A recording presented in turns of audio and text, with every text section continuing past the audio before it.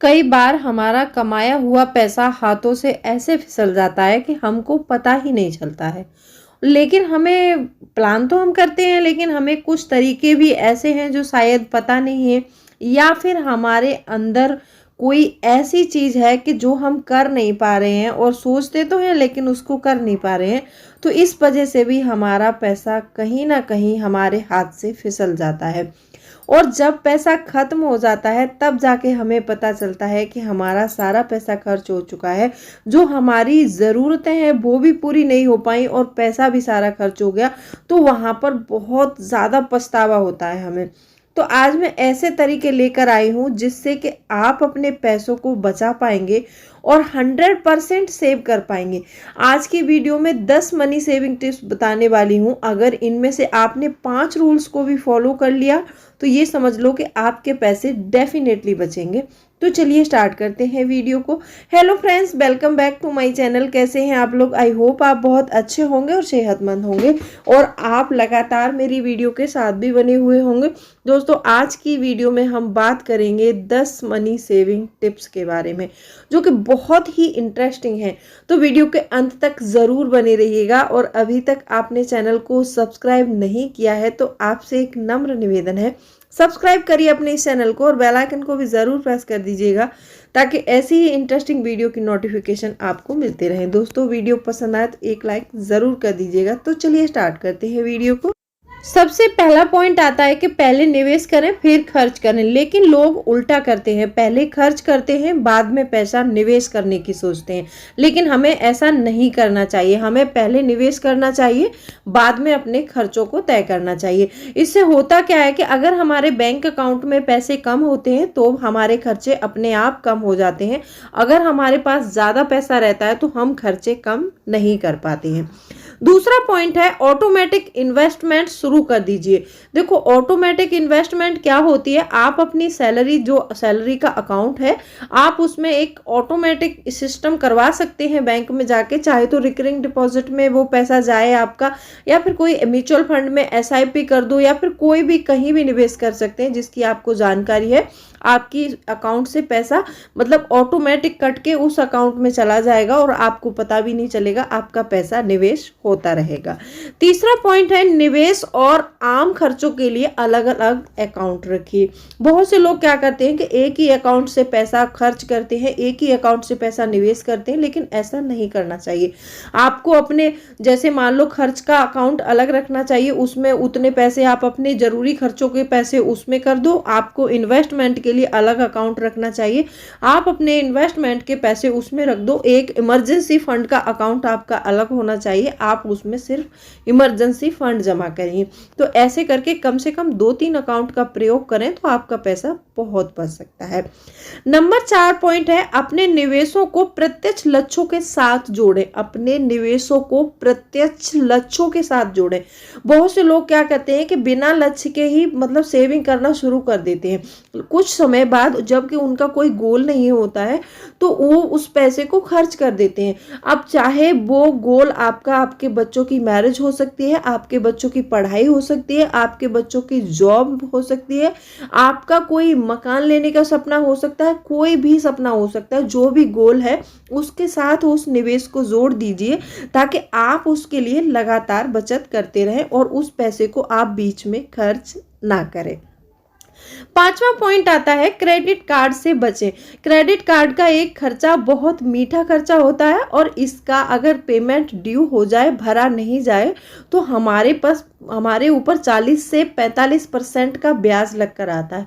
तो इसीलिए आपको क्रेडिट कार्ड से खर्च करने से ज़्यादातर बचना चाहिए।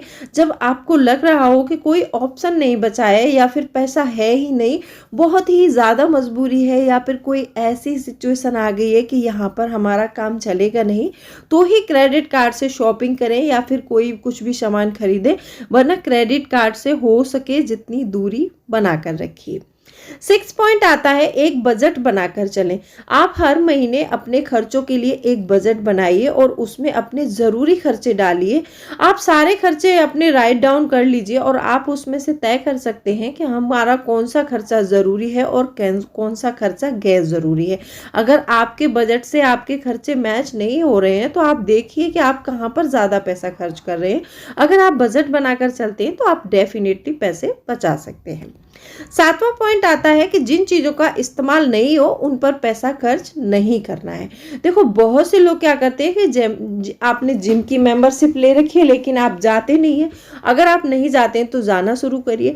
आपने कोई मैगजीन या फिर किसी पत्रिका का सब्सक्रिप्शन लेके रखा है लेकिन आप उसको पढ़ते नहीं है तो उसके सब्सक्रिप्शन को कैंसिल करिए और वो पैसा आप बचा लीजिए। आपने न्यूज़पेपर लगा रखा है लेकिन आप न्यूज़पेपर पढ़ते नहीं है तो आप उसको भी बंद कर सकते हैं, क्योंकि आजकल मोबाइल पर सारी खबरें हमें न्यूज़पेपर भी पढ़ने को मिल जाता है। दुनिया में आज भी कोई ऐसा इंसान नहीं है जो इंटरनेट यूज़ ना करता हो और उसके पास एंड्रॉयड मोबाइल ना हो। अगर एंड्रॉयड मोबाइल है तो आप डेफिनेटली इंटरनेट यूज़ करते हैं, तो आप जो रिचार्ज कराते हैं उससे आप बहुत सारा मतलब न्यूज़ पढ़ सकते हैं, यूट्यूब देख सकते हैं, कुछ भी चीज़ आप देख सकते हैं। तो जो भी आपने अपने वो सब्सक्रिप्शन वगैरह ले रखे हैं उनको कैंसिल कर दीजिए। आप हर महीने उसका पेमेंट करते हैं तो वो भी एक मोटा खर्चा हो जाता है उसमें।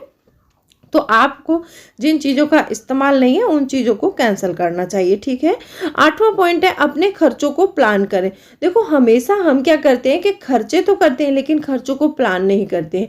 हाँ, इमरजेंसी एक ऐसी चीज़ होती है जो हमारे पास कभी भी आ जाती है, वो बताकर नहीं आती है कि मैं आ रही हूँ, आप प्रिपेयर रहना।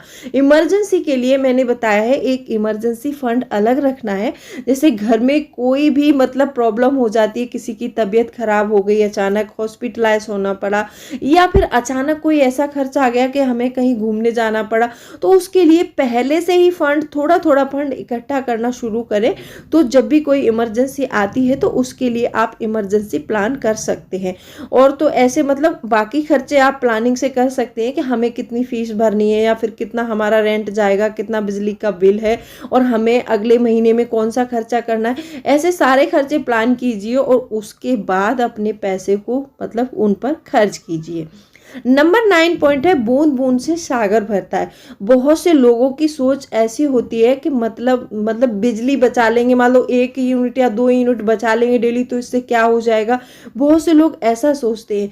बहुत से लोग क्या करते हैं, कहीं पर 5 या 10 रुपए के कॉइन्स पड़े हैं उनको ऐसे ही मतलब बच्चे उठा ले गए, कुछ भी खरीद के ले आए। ऐसा सोचते हैं 10 रुपए से क्या हो जाएगा, 5 रुपए से क्या हो जाएगा। ऐसा नहीं सोचना चाहिए। हमें छोटे पैसे को महत्व तो देना चाहिए। अगर हमारे पास 99 रुपीज़ हैं, अगर हम उसमें 1 रुपया नहीं जोड़ेंगे तो वो 100 नहीं बनेगा। तो हमें हमेशा 1 रुपये की वैल्यू करनी चाहिए। जब भी हमारा बिजली के बिल में थोड़ा सा पैसा बच सकता है या फिर हमारा कोई अन्य खर्च ऐसा है उसमें से हम पैसे बचा सकते हैं तो हमें ज़रूर बचाने चाहिए। मान लो ऐसे करके हम मान लो 500 रुपये मंथ का खर्चा बचा लें तो वो आप 1 साल का कैलकुलेशन करिए कि वो 1 साल का कितना हो जाएगा। अगर हम उस पैसे को 1 साल के बाद में जब कहीं निवेश कर देंगे तो उस पर रेट ऑफ इंटरेस्ट मिलेगा हमें, तो वो बढ़ सकता है। तो ऐसे करके हमें छोटे छोटे खर्चों को भी बचा लेना चाहिए अगर मौका मिलता है तो। नंबर 10 पॉइंट है, ये बहुत महत्वपूर्ण पॉइंट है, दिखावे के चक्कर में या होड़ के चक्कर में अपने पैसे को बर्बाद ना करें। बहुत से लोग ऐसे होते हैं कि दिखावे के चक्कर में, किसी से होड़ करने के चक्कर में अपने पैसे को बर्बाद कर देते हैं। ज़्यादातर ये आदत महिलाओं में देखी है मैंने, लेकिन कहीं कहीं जेंट्सों में भी होती है। ऐसा होता है कि उन्होंने गाड़ी खरीद ली तो हम भी गाड़ी खरीद लेते हैं। ऐसे करके लोग अपना बहुत पैसा बर्बाद कर देते हैं, लेकिन ऐसा नहीं करना चाहिए। अगर हमारे पास सफिशिएंट अमाउंट है, अगर हम मान लो हमारे पास 5 लाख रुपए हैं और हमने वो 5 लाख रुपए अपने पैसों की सेविंग्स से या फिर ऐसे उससे इकट्ठी कर ली है और उस सेविंग्स को हम ऐसे ही एक गाड़ी खरीदने में खर्च कर दें, ये तो कहीं की अच्छी बात नहीं है। उससे हम कोई साइड इनकम भी तो बना सकते हैं, उससे हम कोई अच्छा बिजनेस भी बिल्ड कर सकते हैं, उससे पैसे कमाने के जरिए खोज सकते हैं। ऐसा कर सकते हैं तो आपके पैसे जरूर बचेंगे और आप अमीर बन सकते हैं। और ये सोच अमीरों वाली वाली होती है।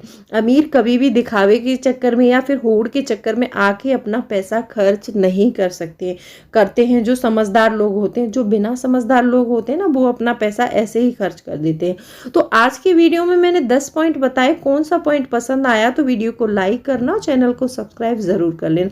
चलिए मिलती हूँ अगले वीडियो में, तब तक के लिए बाय बाय।